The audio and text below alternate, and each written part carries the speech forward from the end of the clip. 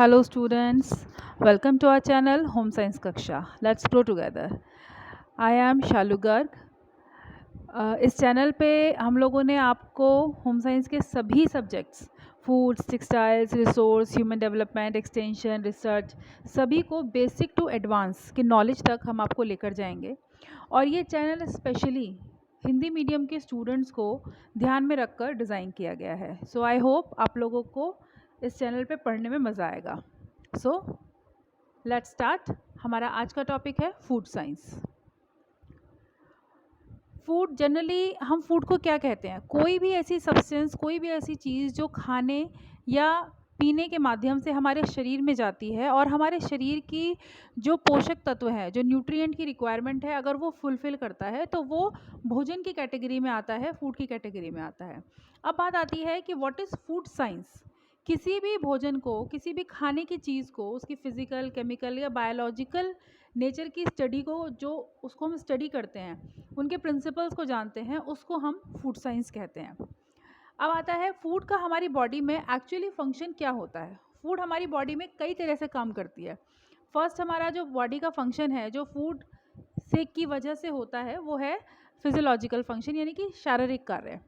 भोजन का मुख्य कार्य हमारी बॉडी में क्या होता है? सबसे पहले तो हमारी बॉडी को एनर्जी प्रोवाइड करना होता है। दूसरा, हमारी बॉडी की जो छोटे मोटे टिश्यूज़ टूट जाते हैं या बॉडी की बिल्डिंग को रिपेयर करना, बॉडी बिल्डिंग स्पेशली, जो कि हमारा प्रोटीन रिच फूड करते हैं। उसके बाद आता है प्रोटेक्शन एंड रेगुलेशन, सुरक्षात्मक भोज्य तत्व, यानी कि हमारी बॉडी की इम्यूनिटी पावर को इम्प्रूव करना, हमारी बॉडी में रोग प्रतिरोधक क्षमता बढ़ाने का कार्य भी आपका फंक्शन ऑफ फूड है, जिसमें कि हमारा क्या क्या मेंटेन करता है? वो हार्ट बीट को मेंटेन करते हैं, हमारे टेम्परेचर को मेंटेन करते हैं, जो हमारा मसल्स कॉन्ट्रैक्शन, मतलब हमारे बार बार जब हम काम करते हैं तो हमारी जो शरीर में घर्षण से जो छोटे छोटे सेल्स टिश्यूज़ टूटते हैं, उनको रिपेयर करने का काम करता है और हमारी बॉडी में वाटर बैलेंस करने का काम करता है। उसके साथ साथ हमारी बॉडी को रोगों से बचाने का भी काम फूड का ही होता है। अब आता है साइकोलॉजिकल फंक्शन। साइकोलॉजिकल फंक्शन यानी कि भोजन किस तरह से हमें मेंटली सेटिस्फेक्शन देता है। फूड बहुत सारी चीज़ों में हमें इमोशनली सेटिस्फेक्शन देता है। जैसे कि अगर हमें अपनी पसंद का खाना मिल रहा है, ठीक है, जो चीज़ हमें खानी सबसे ज़्यादा पसंद है, अगर वो खाना हमें मिलता है तो वो खाना खा के हमें एक अजीब सा सेटिस्फेक्शन होता है। और यही सेटिस्फेक्शन, अगर आपका खाना खाने के बाद माइंड सेटिस्फाई नहीं है तो आप कुछ भी खा लीजिए, आपको भूख लगती ही रहेगी, या फिर आपका दिमाग, आपका एपिटाइट जब तक शांत नहीं होगा तब तक आप अ, अपने आप को किसी भी काम में कंसंट्रेट नहीं कर पाएंगे। उसके बाद आता है, ये आपको सेंस ऑफ सिक्योरिटी देता है। जैसे कि हमें कोई चीज़ पसंद है या हमारी फैमिली में हमारे लिए कोई बनाता है, हम किसी को इम्प्रेस करने के लिए भी हम उसकी पसंद का खाना बनाते हैं। नेक्स्ट आता है जो फूड है, फैमिलियर फूड है। जैसे कि एक पर्टिकुलर स्टेट का एक पर्टिकुलर फूड होता है, अगर वो फूड आपको, आपके स्टेट का फूड कहीं दूसरी स्टेट में आप गए और वहाँ आपको आपका स्टेट का फूड खाने मिल जाता है, तो आपको बहुत ही ज़्यादा सुरक्षात्मक फीलिंग देता है कि आज तो मुझे अपनी पसंद का खाना मिल गया। नेक्स्ट आता है, जब हम बहुत खुश होते हैं तो अपने खाने को अपने फ्रेंड्स के साथ, लोगों के साथ शेयर करना ज़्यादा पसंद करते हैं। उसके बाद आता है सोशल फंक्शन। अब सामाजिक तौर पर फूड कैसे रोल प्ले करता है? देखिए, हमारी इंडिया क्या, ऑल ओवर वर्ल्ड में कहीं भी कल्चर है कि एक छोटा सा भी आप कोई प्रोग्राम कर रहे हैं तो उसका फूड उस पार्टी का या उस प्रोग्राम का एक बहुत इंपॉर्टेंट एलिमेंट होता है। चाहे आप एक छोटी टी गेट टुगेदर कर रहे हैं या आप एक बड़े फंक्शन ऑर्गेनाइज कर रहे हैं, हर किसी में खाने पीने का अरेंजमेंट ज़रूर होता है।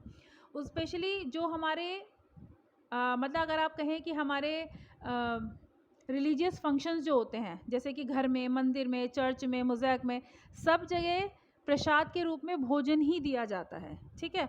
उसके अलावा ये हमें अपनी खुशियाँ, अपनी एक्सप्रेशन ज़ाहिर करने के लिए, जब हम बहुत खुश होते हैं तो फ्रेंड्स को पार्टी देते हैं, दुख होते हैं, किसी के घर में डेथ हो जाती है, डेथ सेरेमनी करने के लिए भी लोगों को खाना खाने के लिए बुलाया जाता है। तो इसी तरह से फूड साइकोलॉजिकली, फिजियोलॉजिकली और सोशोलॉजिकली, तीनों तरह से हमारी लाइफ में एक बहुत इंपॉर्टेंट रोल प्ले करता है। नेक्स्ट आ जाते हैं फूड ग्रुप्स पे।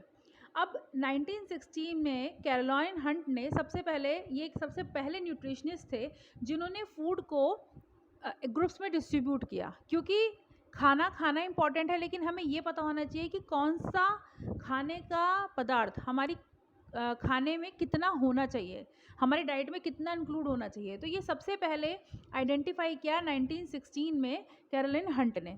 इन्होंने बेसिकली जो फूड थे उसको 4 ग्रुप्स में डिवाइड किया, लेकिन उसके बाद जो अदर न्यूट्रिशनिस्ट आए उन्होंने उनको अलग अलग सेक्शंस में, अलग अलग ग्रुप्स में डिस्ट्रीब्यूट कर दिया, जिसको हम आगे पढ़ेंगे। सबसे पहले जो कैरोलाइन हंट ने 4 बेसिक ग्रुप डिस्ट्रीब्यूट किए, इन्होंने सीरियल, मिलेट्स और पल्सेस को एक ग्रुप में रखा, वेजिटेबल फ्रूट्स को एक ग्रुप में रखा, मिल्क और मिल्क प्रोडक्ट और एनिमल फूड्स को एक ग्रुप में रखा, oil, fats, nuts and oil seeds को एक ग्रुप में रखा। उसके बाद आया ICMR ने, उसके बाद जब दोबारा डेवलप किया फूड ग्रुप्स की क्वालिटी को, तो उन्होंने उसको 5 सेक्शंस में डिस्ट्रीब्यूट किया। पिछले ग्रुप में इन्होंने सीरियल्स और पल्सेस सेम में रखे हुए थे ग्रुप में, लेकिन यहाँ ICMR ने कहा कि सीरियल और पल्सेस की जो क्वांटिटी है उसका हमारे फूड में, जो हमारी डाइट है उसमें जो मात्रा है वो अलग अलग होती है, तो इसलिए इनको अलग अलग ग्रुप्स में रखा गया। सीरियल, ग्रेन और ग्रेन प्रोडक्ट्स को इन्होंने एक ग्रुप में रखा, पल्सेस और लेग्यूम्स को अलग ग्रुप में रखा, बाकी इन्होंने भी वैसे ही कंटिन्यू किए।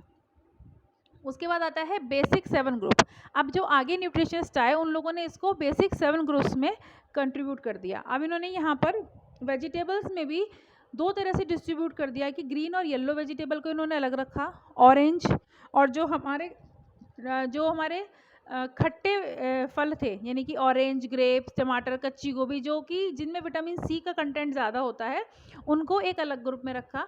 पटैटो और अदर वेजिटेबल्स को, जो फल और पटैटोज़ हैं उनको अलग ग्रुप में रखा। मिल्क एंड मिल्क प्रोडक्ट को इन्होंने अलग ग्रुप में रखा। यहाँ इन्होंने मीट, पोल्ट्री, फिश, एग अलग ग्रुप में रखा हुआ है, और बटर एंड फोर्टिफाइड शुगर अलग ग्रुप में रखा है, and bread, flour and cereals. उसके बाद आता है दैट इज़ फूड पिरामिड, यानी कि भोजन पिरामिड। भोजन पिरामिड में आप देख रहे होंगे कि that is a clear triangle shape, जिसमें जो क्वांटिटी दी हुई है आप ट्राइंगल के हिसाब से देखेंगे कि सबसे ऊपर है शुगर, यानी कि इस ट्राइंगल के अकॉर्डिंग सबसे कम हमारे भोजन में जो शुगर का अमाउंट होना चाहिए वो उससे सबसे कम होना चाहिए। उसके बाद डेयरी प्रोडक्ट्स, उसके बाद प्रोटीन रिलेटेड चीज़ें। डेयरी प्रोडक्ट्स में आपके मिल्क और मिल्क रिलेटेड सारे प्रोडक्ट्स आ गए।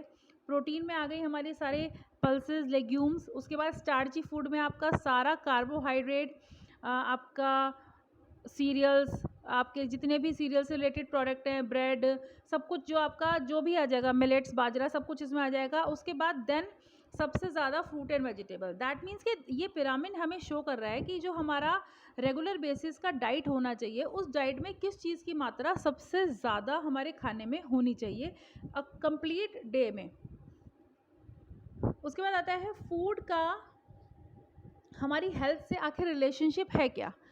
जो फूड है, फूड हमारे हेल्थ के, जो भी हम कंज्यूम कर रहे हैं खाना, देखिए जो भी हम खा रहे हैं, चाहे वो आप चपाती खा रहे हैं, चावल खा रहे हैं, दाल खा रहे हैं, वट एवर यू ईट, वो हमारी बॉडी में न्यूट्रिएंट दे रहा है, लेकिन क्या वो न्यूट्रिएंट हमारी बॉडी की न्यूट्रिशनल रिक्वायरमेंट को पूरा कर रहा है? अगर वो हमारी बॉडी की न्यूट्रिशनल रिक्वायरमेंट को पूरा कर रहा है तभी वो गुड न्यूट्रिशन की क्वालिटी में आता है, और अगर वो हमारी रेगुलर रिक्वायरमेंट को पूरा नहीं कर रहा है तो वो हमारे पुअर न्यूट्रिशन में आता है। ठीक है, गुड न्यूट्रिशन ऐसा न्यूट्रिशन के लाइक, अगर हम गुड न्यूट्रिशन ले रहे हैं तो हमारा जो ग्रोथ और डेवलपमेंट है किसी भी ह्यूमन बीइंग का, वो बहुत ही अच्छा होगा। और अगर हम पुअर न्यूट्रिशन ले रहे हैं तो पुअर न्यूट्रिशन सिर्फ फिजिकली नहीं, हमारी मेंटल और सोशल हेल्थ को भी अफेक्ट करता है।